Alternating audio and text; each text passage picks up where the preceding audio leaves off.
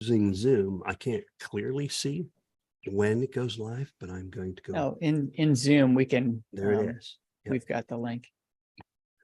Okay. All right. So I got the YouTube link here. Did it generate the link for you? And so, hey, anyone who's dialed in, we're going to get started in just a few minutes. I want to make sure I get the links posted on social media so people can join and ask questions live later on. We're going to focus on one thing. We're just going to focus on one thing and then take questions. Let me pop out the chat here.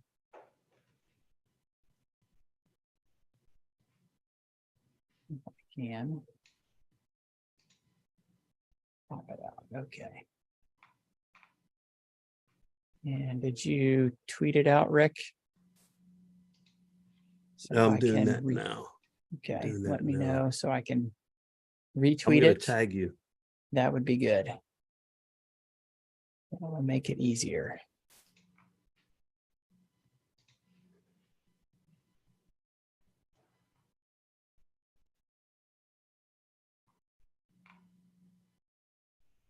Yeah, they broke Twitter in the last couple of days and did something too.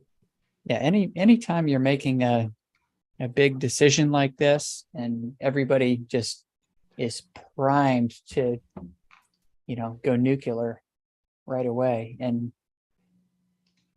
nothing has really been decided yet. It's just discussions are happening is all that happen. And everybody thinks like, oh, it's already decided. I'm going to be mad about the decisions. And it's like, no, nothing is. Okay, there, I just tweeted it. There's a worse case where no one cares. And so at least people care. Yeah, this is actually really good that people care this much. Yeah, okay. And that's a good thing to point out too. That people do care.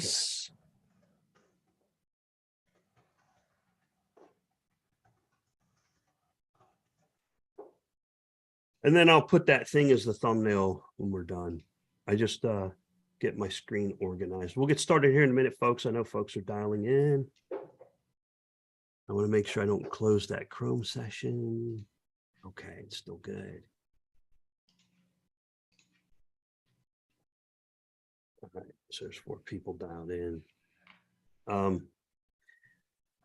And of course, people are going to rewatch later. So we'll try to be brief. I don't think this is going to take us more than 20 minutes. I'll go ahead and get started for those of you who are here.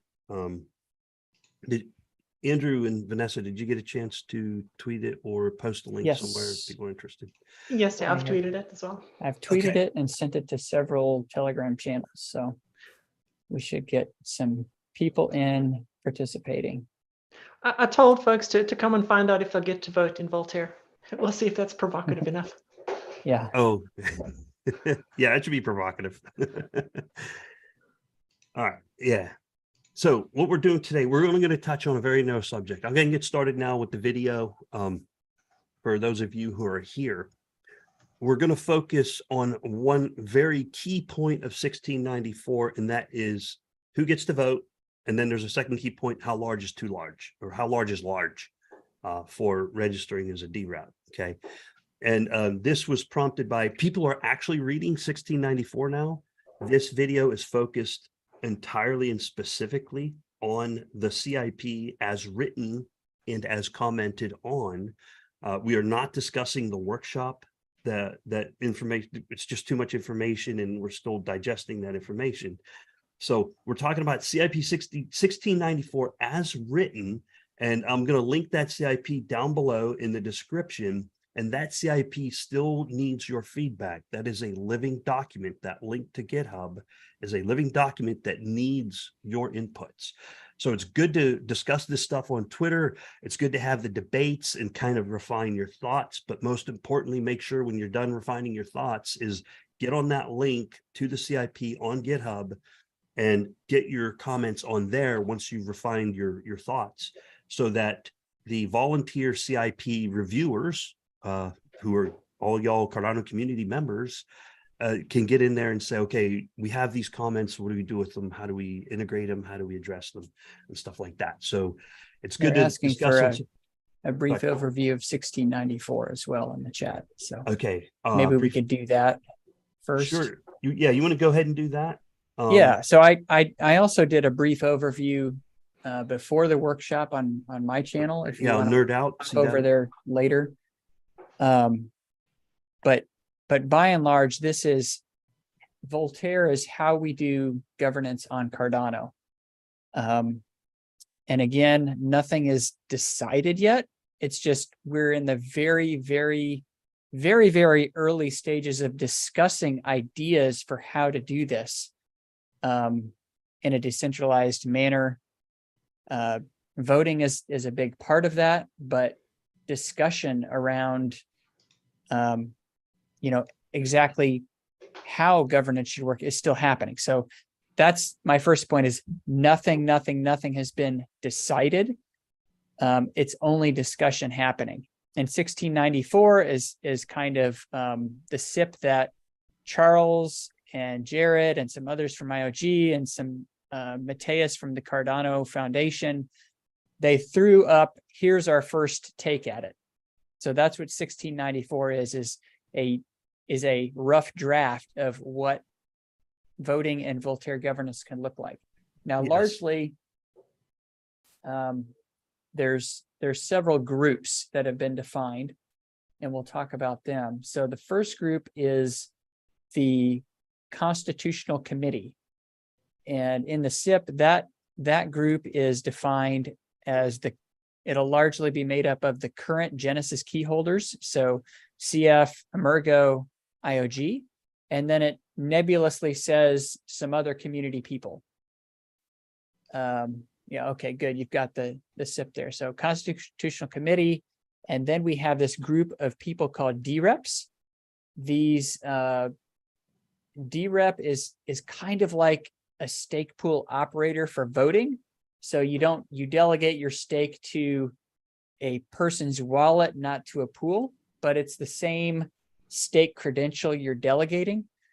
Also, it may be, you may not have to delegate to an individual directly. It could be a DAO you're delegating to that, you want that DAO to decide how your stake votes. It could be an individual, or it could be like maybe an abstain vote. You delegate to a wallet that always abstains.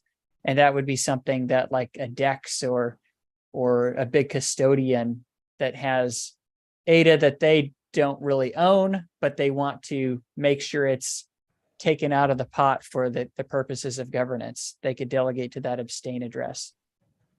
And then, of course, there's the SPOs, and the SPOs in CIP 1694, most votes they don't have to participate in. They're just kind of a fallback in case DREPs can't reach a consensus, or they are allowed / required to vote on certain topics that directly impact them, like hard forks, hard fork events. Then the stake pool operators are given a vote in those specific things. So largely we want voters to be community people. I went into, a week or so ago, I was thinking, oh yeah, I could be a DREP in addition to being an SPO. And recently I've decided I don't think I want to do that job. It's a very political job. So it's really more of a job for the people that are getting into all these Twitter battles, Yeah. that want to deal with the politics of the situation. There's better roles for me to play in the new governance system. So like my role, I see as being a part of the MBO and maybe being a part of a technical committee that will just do nothing more than give recommendations or how will this particular vote impact the technology, and just leave it up to, DREPs and other people to do the actual voting. Can I ask a question that I've heard from a lot of people in the community is, why don't we just do a direct democracy and have everyone vote on everything? Like, why even have a complicated system like this? And I know you all have thought it through. So, would love for you to address that. Yeah. So if that's everybody, a good question, Andrew, can I do my screen share? Yeah, And then- yeah. And what I'll do is I'll show what the humans have to do, and then Andrew can relate that to how the chain has to respond, because the chain's going to have to process the stuff, right? The data automatically. Protocol's going to have to handle automatically. And there's only certain ways you can do it automatically. Yeah, So and I'm we get this thinking less from creature- a technical perspective, technical limitations, more from a philosophical governance perspective of why not just let everyone vote? And we can figure out, technology potentially, And- but I think there's good reasons, even philosophically, just not to be direct democracy. Yeah. Yeah, And that I that's a can't good answer. question. That's more something you could probably answer your own question better than I could. Yeah. So yeah, some of these things we don't know. But okay, so this graphic I'm showing now, who gets to vote? So this graphic was made by Voltaire, a very long-time Cardano community member that we see on Twitter very often. The graphic is accurate, and this whole YouTube stream and conversation was sparked by Vanessa and Voltaire's comments on this. And we thought it was important to explain. So down here, this is where the sticking part is independent ADA holders. And you see this line that says cannot vote. Okay, so this is technically correct. In order to vote, you can become your own self-sovereign DREP, or you can outsource your vote to another DREP. So independent ADA holders can vote. So let me kind of explain this bottom line point, and then we can get into the, why you can as an individual, right? But how do you do it, right? So this independent ADA holder that cannot vote, that is somebody who I'll give you an example that people can relate to. That's like having ADA in your wallet, but it's not staked. And when you stake your ADA, you're voting for someone to produce blocks. That's what staking ADA actually is. You're voting for a block producer to produce blocks. Now you can do your own private pool, make your own private pool, which means you're voting for yourself to make your own blocks, which is also fine. Those are all things. There's lots of private pools. There's lots of public pools. So if an independent ADA holder wants to vote, they just make themselves a DREP by paying a deposit to become a DREP, and that creates a staking key for the DREP, very similar to your stake key that points to a pool. And you're just pointing your ADA power to yourself, kind of like you're becoming your own stake pool. Okay.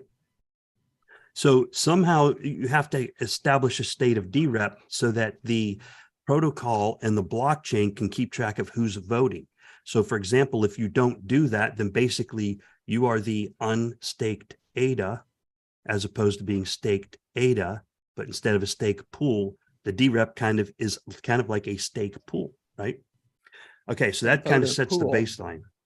All right. Now, as far as the technicals, and I'll give you an example. I ran some brief math this morning based on Vanessa's question. Okay. So, and I'll come back to that in a minute. But so if every single individual right now were to vote with every single wallet, and this is just an example. So there's a technical limitation. Right now, there's 1.2 million staked wallets. Pretty good participation. And the voting is going to be liquid. It's going to be a continuous thing of people submitting proposals. Those proposals bubble up to some point. There's going to be a cycle of when they get voted on. So proposals that meet some threshold that we don't know what it is, the community needs to figure out, what do we want that threshold to be? I don't know what it is. Andrew don't know what it is.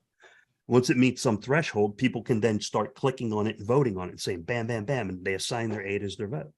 It can be a DREP or whoever, right? It starts voting on that proposal to say yes or no, should it pass.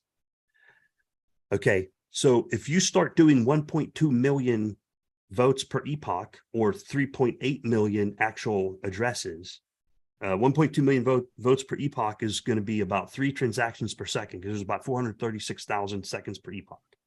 I just did this math on my own. If I'm wrong, I'm wrong, and it's me that's wrong. But that's the math I did. So you're looking at 3 transactions per second just to vote is going to be consumed by the bandwidth. And that's in order to put the vote on the main chain, not on some kind of side I chain. think that's a very optimistic take on how many people will participate. I think agree, if we get 20%, we'll be very lucky. Yeah, I it's agree, more of a question of that's just an example. Rick's getting at, like, there's X amount of bandwidth on Cardano. What percentage of that do you want to be eaten up by governance and voting? Yeah. Is 50% okay? 75% okay? Or do we is, want to limit it to like 5%? You've got to pick a number at some point as to how much is worth spending that bandwidth on governance. Yeah, and these are humans voting, right? And so, and what'll happen is if you keep voting, you're going to burn a lot of your ADA by casting a vote because it's costing money for you to submit these transactions. And so, and I'll give you an example, like on Solana, people always say, so I'm not digging on Solana. They're doing neat things. But a lot of Solana's bandwidth, like they'll say, oh, 1,500 transactions per second, but 80% of those transactions are voting transactions. It's not necessarily, it's not humans, it's nodes sending vote data back and forth. So we could run into that problem. That's just my take. And all I'm saying is that could be one of the technical limitations is that. And another limitation is, let's say I'm an independent voter, I've got a bag of 1,000 ADA, and every epoch I go, I'm checking my rewards, and okay, while I'm there, I'm going to go ahead and cast some votes or whatever. Okay. So at some point, is it worth it, or is it worth doing all that voting and missing some votes? Are you going to earn enough ADA? I don't know. Are you going to use more ADA casting votes than you're going to earn by casting the vote? Maybe, I don't know. You might be able to make more by delegating, set it and forget it, and say, I'm going to delegate to somebody I trust, or I'm going to delegate to a DAO or whatever, who you ever going to delegate. And then you're earning rewards without having to burn those transaction fees and without having to burn time, because time is worth more than money. So your time is worth more than transaction fees. Okay. So, I think it's important to separate the technical limitations from kind of the time and the kind of the governance process. Yeah. Because if we have those technical limitations, my perspective is we should either solve it by better scaling on L1 or create an L2 solution for this. Like we shouldn't gate our government process by what's possible today on the chain. Yeah, I agree. And hopefully we can, but it's a forever process. This will be a forever living process. 10 years from now, it could be totally different, right? This is not, there's a constitution that we will create. It's not created yet, based on principles that are timeless and typically don't change, right? But then there's the technical side that's, regardless of the constitution, there's technical things that as technology evolves, those things will change. So 10 years from now, how you vote and what it looks like might be totally different than what it is day one when Voltaire is actually released, right? So that's going to. And I believe a timeless principle we should make sure is in there is that everyone who has staked ADA can vote, that we don't disintermediate the individual stakers. Well, yes, and staked ADA as in I either stake it to, so imagine a stake pool. If I don't stake my ADA, I don't get rewards. So if I don't stake it to a pool or create a private pool. So a DREP is a lot like a stake pool. They are like a living stake pool, and you can either stake your ADA to a DREP and they vote for you, or you can stake your ADA to yourself as your own DREP, and then you vote for yourself. So you can do that. And maybe this is where the discussion on kind of like how large do you need to have as a DREP deposited in order to do it? Because if it's like a stake pool, like no one's going to have 1 to 2 million to mint a block, right? Yes. And so that's also a community discussion. So that was part 2. So there are 2 parts to this. One is who votes? Well, everyone. But in order to vote, you're going to have to either become your own DREP, self-represent, or you're going to have to stake your ADA with a DREP in order to vote, because this is all on the Cardano main chain. And so how do you figure out that number? I don't know. I'll give you an example. Right now, the average wallet size is 22,000 ADA, right? I can't use a micro wallet. I have micro wallets. I have these little DEX degen wallets that I don't want anybody to know what I'm doing, right? But I can't vote with every one of those tiny little wallets. I don't even want to vote, okay? They just have a couple ADA in them. But so people use their ADA to vote. Oh, I forgot what I was saying on that. About how large is it, right? So 22,000 ADA, would you use 10%, use 50%? You say if the average wallet's 22,000 ADA, 50% of that is 11,000 ADA. So there's a floor, for example. That's just my example, right? So half of the average wallet is 50%. So you deposit it. It's a deposit. You get it back when you take it back. It also Rick, can I ask what the median? Counts as TVL. Hold on, let me finish my soapbox for a moment. Just give me 30 seconds. Okay. So there's a floor example. Maybe it's 11,000. I don't know. Or like Vanessa said, how much stake does it take to make a block? If you're going to compare the two, this is the discussion we had. If you compare the two, so maybe the high end is 1 million or 2 million, right? So that might be the high end. Maybe to be a DREP, you got to put down a 1 million ADA deposit. I don't freaking know.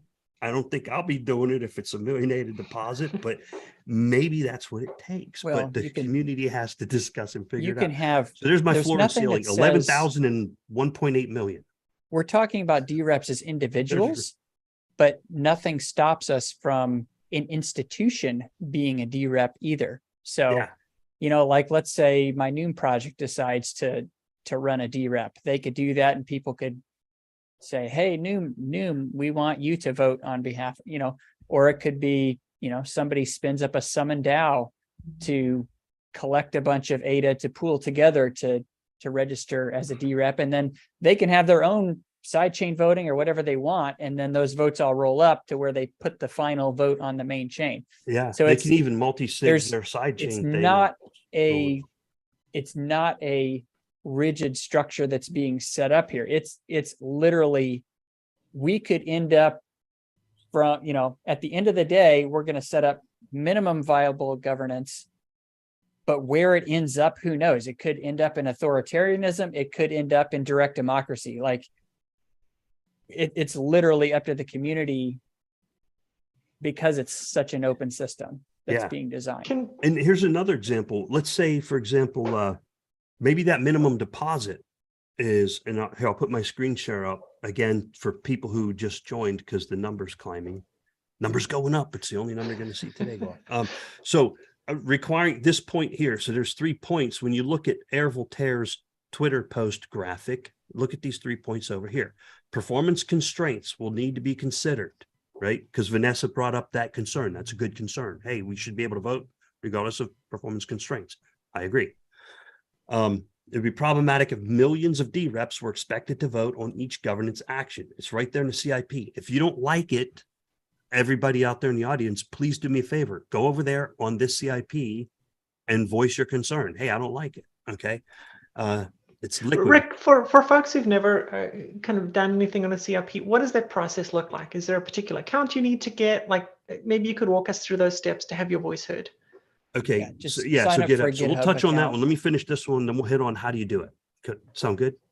Okay. Let's hit Or that. I'll type it in the chat. Okay, so thank you for hitting that, Vanessa. All right, so this point is a point of concern. So there were 2 points of concerns community members have. One is cannot vote, and we touched on it. I don't have the answer, but you know the answer right now is become your own DREP. Okay, and then the concern with that is requiring a large deposit when registering oneself as a DREP, right?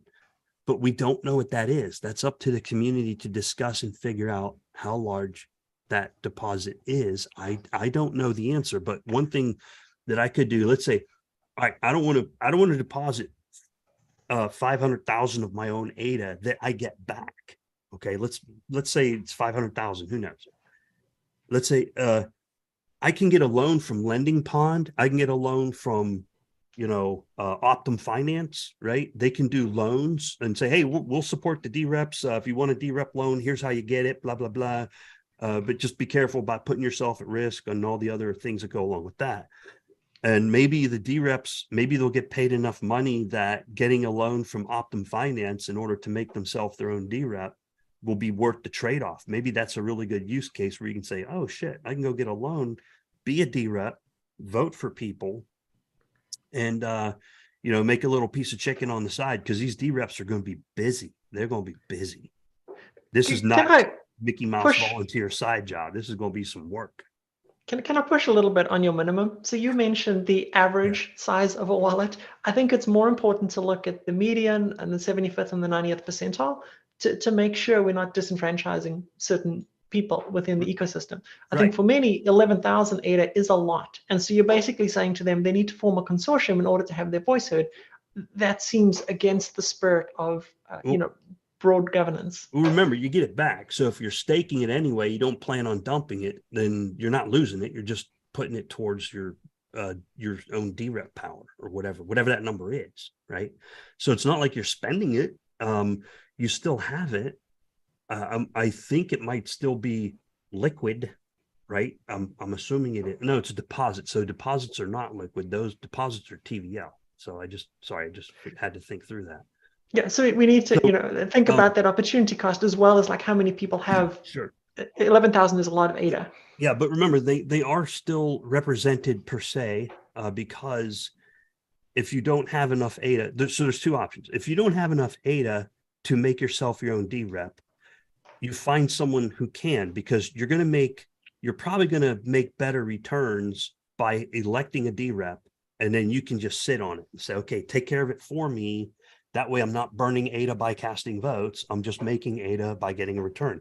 So there is a mathematical threshold. I don't know what it is. We can figure it out and say, well, if I'm voting once per epoch and the transaction fee is X and the rewards for doing so is Y, what threshold is the bare minimum where I'm actually going to lose ADA if I do my own voting? There is a point, right? There is a point where that would occur, but I'm not sure we should force that threshold, right? Because some people may choose to vote. They might view a certain thing as important enough to vote and even lose some ADA. And so we shouldn't determine it based on us telling people they can and can't lose money on transaction fees. Right. But there's no us telling people stuff. People need to figure this out.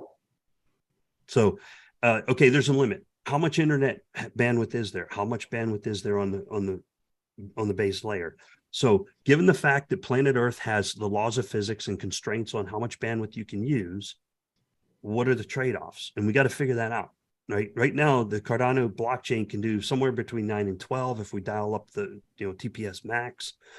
Remember, these transactions, if individuals do it, they cannot be batched. They're going to take maximum bandwidth, whatever that transaction requires. But if you have DREPs, those transactions are kind of batched. I don't know how it works, but at least this one person is saying, okay, I'm going to vote. And you have kind of a batching occurring to where, you're taking care of a whole bunch of stuff with a smaller amount of bandwidth. So although I would love to have an infinite supply of bandwidth so that people have an infinite supply of voting, that's a problem. But there's other problems. What happens if there's too many proposals and we get spammed with proposals? Okay. And people start spamming the chain and just, okay, I want to get people voting on all my stuff, right? And they just start slamming the chain with proposals all over the place. Because one of the things in the CIP, we're talking about the CIP-1694, not the workshop, right? Any ADA holder can submit a proposal. So what's going to happen if you have 1.2 million staked wallets or 3.8 million addresses out there, and you got 3.8 million people submitting proposals? Those are going to have a cost. There's a transaction involved. So you're going to have to pay for putting that data on the chain. And people start spamming the chain with proposals. I don't know what the hell to do. Fuck, we could spam all over. Yeah, well, there's a deposit also for proposals. So okay, deposit for proposals. Right, that's a different deposit than the one to be a DREP. So there's a deposit for a DREP. And again, this is not set in stone. This is just what's in the CIP. Yeah, if you don't like it, and then comment there's a deposit on the CIP. for, because you can't just say, every epoch for only a transaction fee, I say, set block size to 0, kill Cardano, and then everybody has to continually burn ADA to shut that thing down. Like that's the deposit limiter for spamming votes. You don't have to actively vote against something like that. You could just let it die on the vine, because there's the idea of a timeout for every proposal.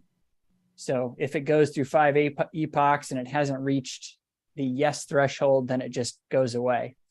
And so if somebody wants to continually lock 1 million ADA to say, shut down Cardano, they technically could, but we could all choose to just ignore it. Yeah, it's just like what happened. You remember that several months ago, some guy found an exploit, stole a bunch of coins from some other blockchain, and then voted not to prosecute himself and then approved the vote. Why? Because he had all the coins. He said, if I give back half the coins, then I'm not going to prosecute you. And he said, okay. And he voted yes on himself. And then he gave back like 49% of the coins or something. And then, so technically the DAO agreed not to prosecute him. I think he still got in trouble. He still did. The humans don't care. They're like, yeah, you freaking ripped off a bunch of people. You're still in trouble. Right. But anyway, that's just one example. I would hope that someday Every single person can individually vote whatever they want. Maybe it's a side chain, maybe it's something. If you want it on chain, so let's put it this way. If you want those votes recorded on chain, which you do because they're going to be executed automatically. So in order for the protocol it'll see the votes. It won't require IOHK and CF Genesis keys. Once some threshold is met for that proposal, according to the code, and it says, oh, look, I have enough votes, it'll automatically execute, right? Whatever it was that was voted. And if it's a proposal to do some work and everyone upvoted and executed it, eventually what is planned to have or should happen, I think should happen, is it said, okay, this proposal won, and me as a protocol, I'm automatically going to pay that proposal some money because these voters over here voted for it. And so I automatically tally the votes, then I automatically decide that you get paid, then I automatically pay you. And you don't have these problems like what happened on one of the chains earlier this week, where I can't remember which chain it was, but the foundation of the chain said, hey, you know what? We're going to stop giving you your grants, and the other ones that have already been approved, we're not going to pay them out yet. Right? You get the humans out of the way, and you just have the protocol say, okay, the humans that hold the ADA voted yes. So I'm going to automatically execute and give this money to the humans who put in that proposal to their wallet, right? So it eventually all has to be automated on chain without any human in the middle. It'll automatically get the funds from the reserves or from the treasury in the case of a proposal and automatically give it to someone else. And that's the key. It's got to be, full audit, fully decentralized, entirely in the code. So Vanessa, I hope I didn't diminish your question. I don't know the answers, but I'm just offering it up for discussion. No, I mean, I think there's fair discussion around it, but I think, philosophically, it's worth recognizing that there is a deep concern about the thresholds to participate in this governance, and that needs to be balanced with some of the technical challenges. So maybe that's like a layer deeper than we're ready to talk about today, but that's a lot of the concern I've heard. Because thresholds were not really, well, I don't want to say what was and was not discussed yet, but no thresholds have been set in the CIP. And as far as I know, there is not even anybody who said, here's what I think it should be for any of the thresholds. It's just thresholds will exist because you've got to have levers to move. But also the thresholds themselves will be levers that could be moved by the governance. So, if we say, oh, well, we're not getting enough participation, maybe we need to lower the amount it costs or the deposit to be a DREP. That's also another lever that the governance itself could change. So the levers have levers all the way down. Yeah. Dave T has a good question in the chat. And he said, imagine if the first vote was to move voting to a side chain. That's actually a very interesting idea, Dave. It's possible. So the vote wouldn't actually be to move it. Like the vote would be on a proposal where the proposal offers to move it to a side chain. Right. You would be voting on a SIP. Fund the proposal, right? It would likely be several votes because you'd have to vote on a SIP to set the direction. Yeah. And then you'd have to vote on the funding, probably a mere funding, to pick a company to build said side chain and give them funding from the treasury.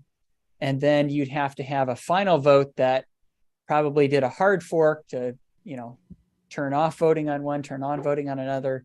It's governance is difficult, and, you'd have to figure out the steps to get there. And it would likely be a multi-step process. It couldn't just be like, oh, we're up on a side chain. Yeah. But no, that's a very good question, Dave. Yeah, it is a good question. And it is also a possible proposal. And Andrew described a really good minimum of like 3 votes, because when you vote on chain, it has to be automatically executable. And so if you were to vote and say, hey, move to a side chain, you can't actually create this. The code can't create its own side chain. So someone's going to have to go build that side chain. So you're going to have to vote. Do we want another side chain? Yes or no? Yes. Okay. Now we got to vote on who builds that side chain and fund them. Yes. And yes there or could no. be And then multiple you got to vote competing on actually doing the proposals. hard Like fork to move to that side people chain. could compete and Yes or say, no? here's a vote for funding with a mere certificate that funds, Emergo to build it. Here's one that funds IOG to build it. Here's one that funds DC Spark to build it. Here's one, and they could all be competing votes at the same time. And whichever one reaches the threshold, they get the money and then they go and build it. And then once they come back and build it, then they put up another proposal that says, flip off this switch to turn off voting on the main chain and turn it on the side chain. And then that's a hard fork. So the SPOs get to vote on that one in addition to the DREPs. So voting is going to be messy and complicated, and some things will take multiple votes to do, especially if they're a big project like move voting to a sidechain. But the idea is we set up something that's flexible enough where you could do all this crazy stuff in the future, and the system will still be able to accommodate that. The idea is not to prevent the community from doing stupid stuff. The community is totally allowed to vote and do stupidity. The idea is we give the community enough power to make community decisions. Like right now, there's scientists at IOG that they believe they know what the correct parameters are for the network and everything else, but the community could say, nope, we're going this way. And that can happen. And that's really what decentralized governance is all about, is the ability to do great things or the ability to do stupid, and you get the power. I am curious, just based on that conversation, how much weight the Constitutional Committee gets compared to stake-based voting.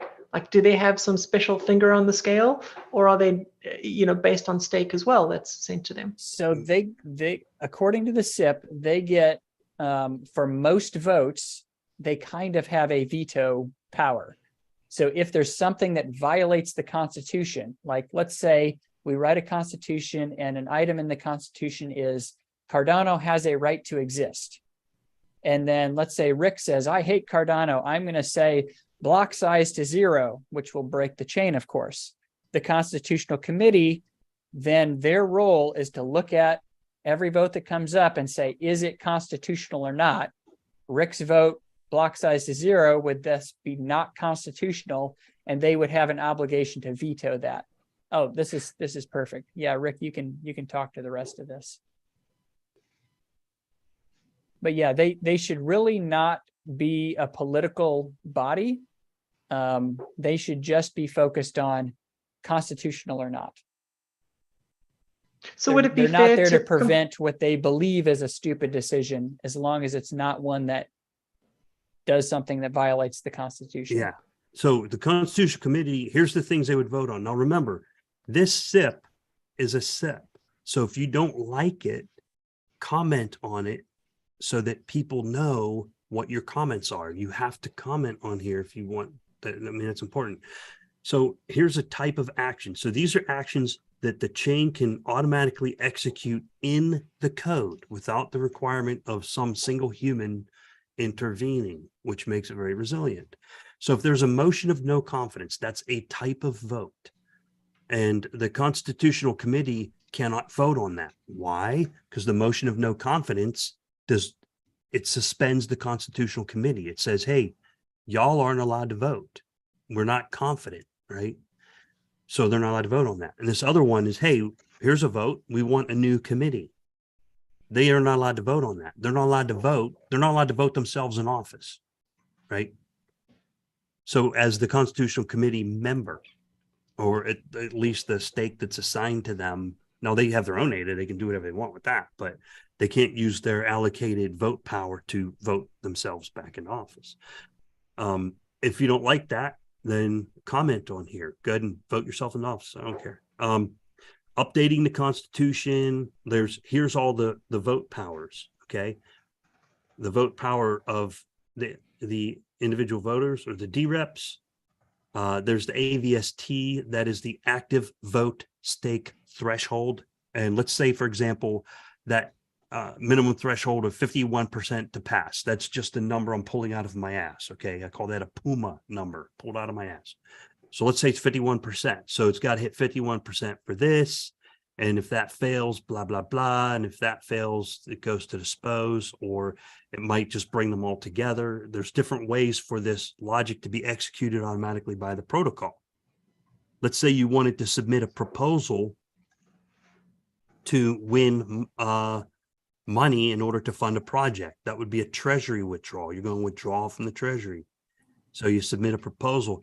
Andrew, I forget what these are. Is this a large quantity to withdraw? Large, yeah, medium, it's small? like large, medium, and small. And Okay. so they may, for a large withdrawal, medium and withdrawal, and a small withdrawal, they may require different participation rates and different quorum levels. It's basically just, for spending money, we should have more levers.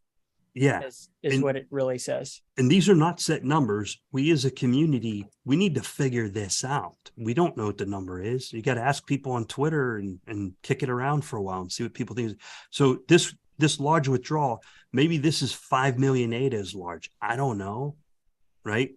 And so if you want to take 5 million out of the treasury, you need some very high threshold from the Constitutional Committee and from the DREPs, because that's a lot of ADA.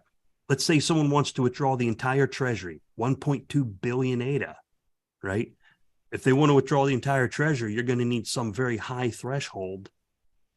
You know, maybe Elon Musk wants to build Well, Cardano. That right? also might be cause for a veto from the Constitutional Committee, because Cardano doesn't really work without some money in the treasury. Yeah. So then So- you'd have two votes. You'd have a motion of no confidence if that, right, to say, hey, if you approve that, or that they can, or not a no confidence, but the Constitutional Committee might be able to say, no, that's unconstitutional because you will break the chain.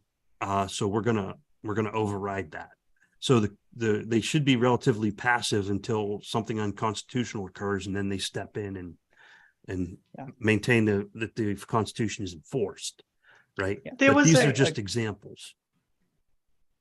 I was going to say there was a question from Dave kind of earlier that's somewhat related to this about, if your DREP is voting a way you don't like what's the time frame to be able to redelegate to someone else or override decisions like this? Because it looks like right now the Constitutional Committee is like the final backstop, but it would be ideal to have some ability for people to shuffle around their governance delegation. I don't think we know the answer to that. I think that's that is also up for discussion. Like how long until I can redelegate? If I don't like how the DREP is voting, I want to redelegate. I think the notional idea is it's going to follow the same as a stake pool.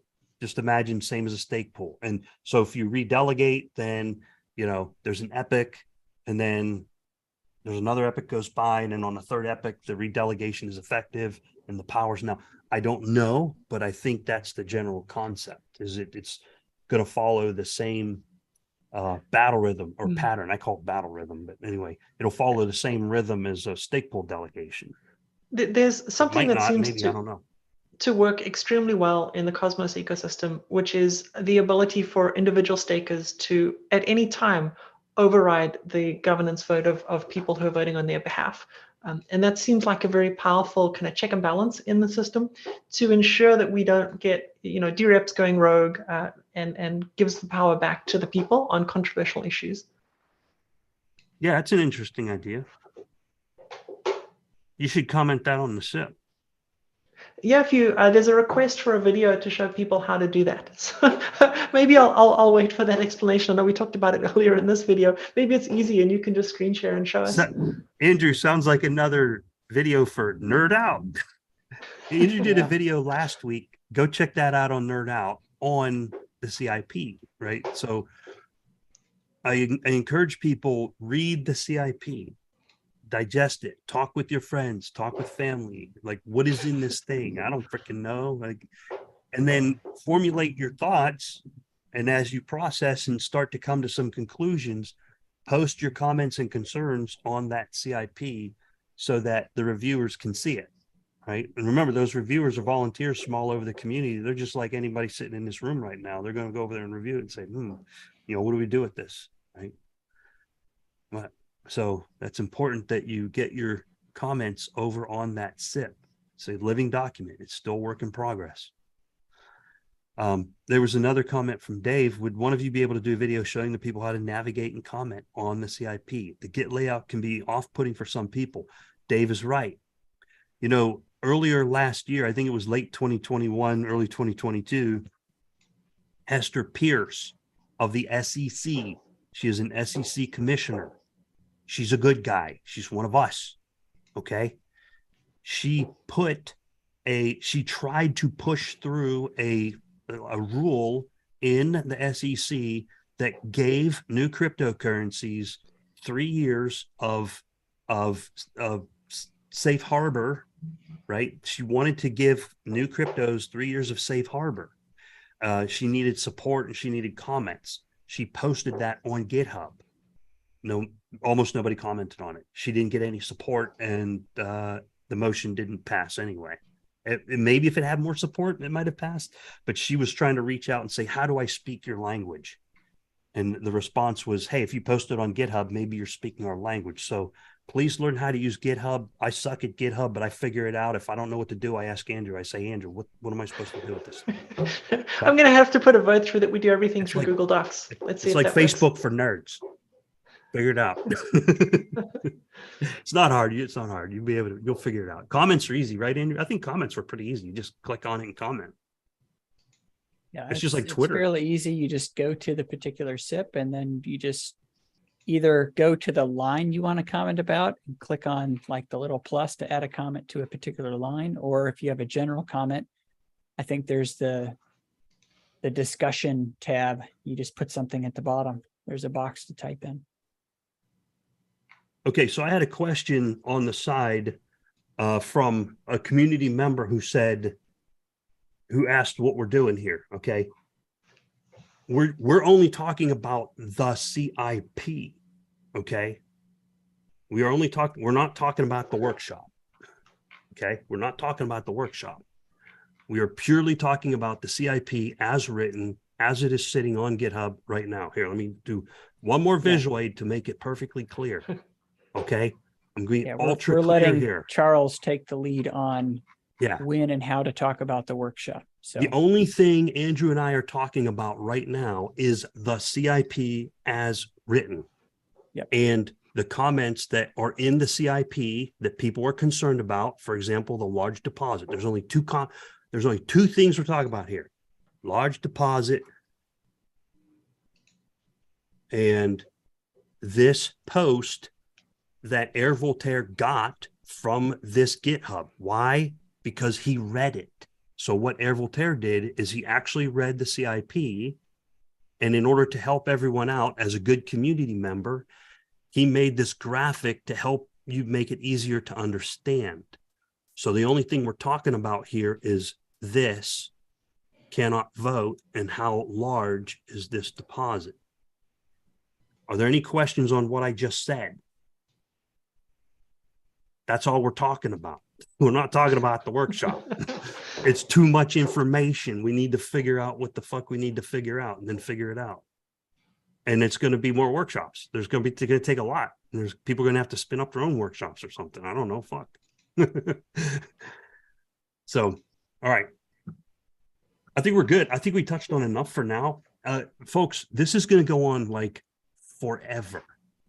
You're going to have to go out there on social media and make your case. Please read things thoroughly to make sure you understand what you're looking at. So when you say what you're saying, you know what you're saying, or at least you do your best. Like, at least try to do your best. I make mistakes all the time, but at least I'm trying. Read the stuff, talk about it with your friends, post your comments, get that information out there. We don't know what the answers are. We got to figure it out. Okay. We got to figure it out. All right. Any other questions in chat? I think we're going to wrap it up. We've gone, oh my God, we've gone almost an hour. I was hoping for 10 or 20 minutes, but there we are. We're at an hour. Well, thanks for hosting, Rick. I know this is controversial. I like to tell folks that decentralized governance is the final boss of crypto, and I feel like we're kind of meeting the final boss now, so it's going to take a little while. You know, it's funny, Vanessa. The final boss keeps growing bigger. So we met the final boss, and it's just getting bigger and bigger. Yeah, he has multiple forms. Like you beat him once, right? Then he comes back with Yeah. full health bar again. That's Yeah. the way it works. You beat Sephiroth at the end, and he comes back with 2 wings and 2 swords. Now you're screwed. All right, cool. Thank you, Andrew, and thank you, Vanessa, and thank you, Air Voltaire, and thank you. Bison had some comments as well on Twitter, and thank you, everyone who's commenting. Keep commenting, keep thinking, keep talking. Get your comments posted over there on that CIP-1694. This is good stuff. Voltaire's massive and it's powerful. And Vanessa, if you could, can you formulate your thoughts on the Cosmos and what a good practice is, and then maybe make a comment over there on the GitHub. Just it's easy. Just make an account, post a comment, and say, "Hey, this is how it works on Cosmos. Can we look at that? Maybe not on day 1, but maybe day 100. We'll get to the point where we can say maybe the technology can support what I'm seeing over here." Yeah, I'm eagerly awaiting Andrew's video on how to do all that. Okay, sounds good. Yeah, I don't know if I can do a video on that one, but yeah. How to Sign up comment for- on GitHub. Okay, it's simple enough. I'll do it. I'll make the video. Rick, It's only yeah, going you to can take make 2 that minutes. Yeah, it's dumb enough for me to do it. So And this is also a stalling tactic on my part. Okay. Recognize that too. all right, I caught that too. I'll take my time on getting it posted. Thanks, Vanessa. Thank you, Andrew. Yep. Thank you, everyone. Thanks. Keep working hard, Thanks, going folks. for number 1 all day, every day. Always going for number 1. It might take forever, but we'll get there eventually. See y'all.